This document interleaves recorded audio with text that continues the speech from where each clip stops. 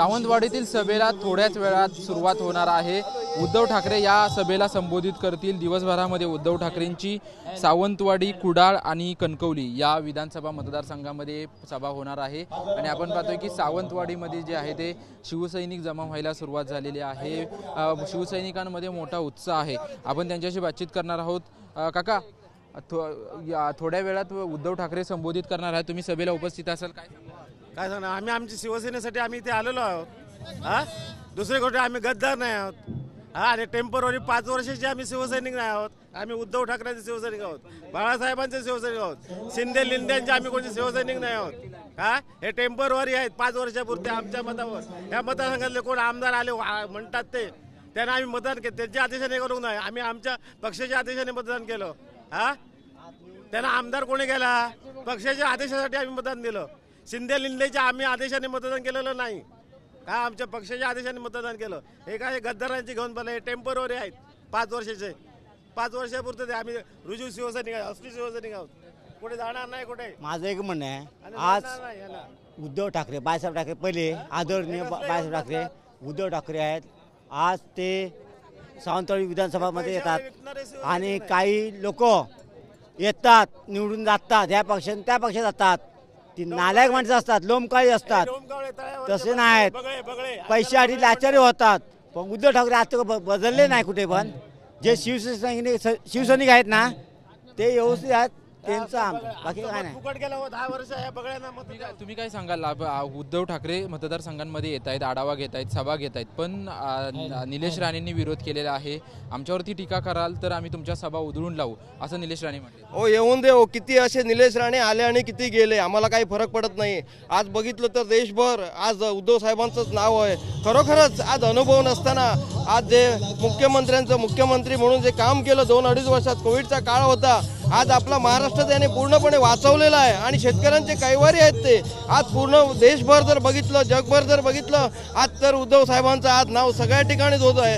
आणि असं आपले नेते लाभणं म्हणजे भाग्याचं आहे। पुढे पण भविष्यामध्ये जर आपल्याला चांगलं घडवायचं असेल, महाराष्ट्राचं चांगला घडवायचं असेल तर खरोखरच आज उद्धव साहेबांची गरज आहे आणि ते मुख्यमंत्री होण्याची गरज आहे। आज जे काय गद्दार बघतायत, आज बघा, आज गुंडाशाहीचं आज राज्य चाललेलं आहे आणि याला कुठेतरी थोपटलं पाहिजे। काय हे लोकशाही राहत नाही, काय नाही।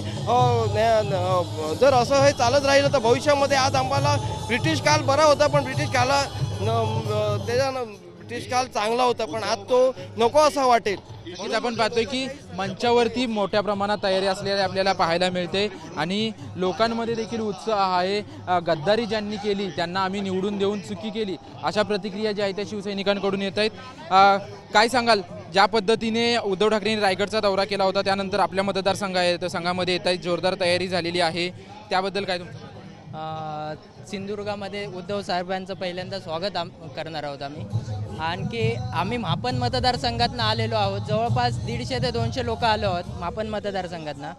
आणि उद्धव साहेब मुख्यमंत्री असताना ज्या प्रकारे त्यांनी कोरोनामध्ये काम केलं आणि त्यांच्या पाठीमागून जी गद्दारी झाली, ही कुठेही त्यांना क्षमा नाही।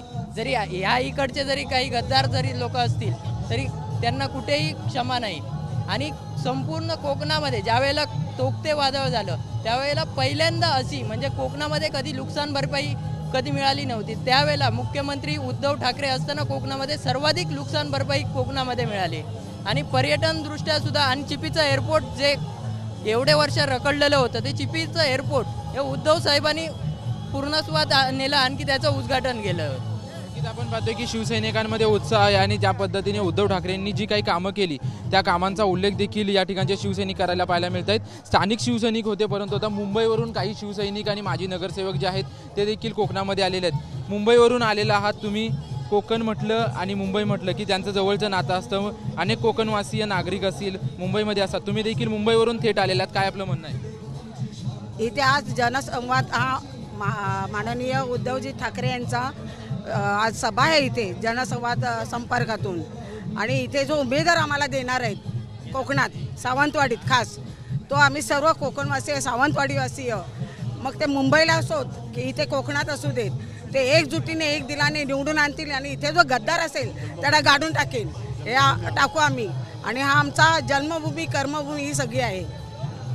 पाहतोय की जो गद्दार असेल तो मुंबईमध्ये असू द्या अथवा सावंतवाडीमध्ये असू द्या, आम्ही त्याला गाडून टाकू, अशा प्रतिक्रिया ज्या आहेत त्या शिवसैनिकांच्या असलेल्या आपल्याला पाहायला मिळतात. कॅमेरामॅन रोहन पवारसह निवृत्ती बाबर, TV9 मराठी, कणकवली.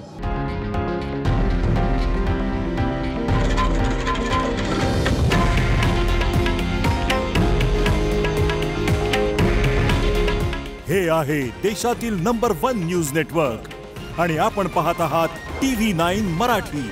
काळजी तुमची, हित महाराष्ट्राचं.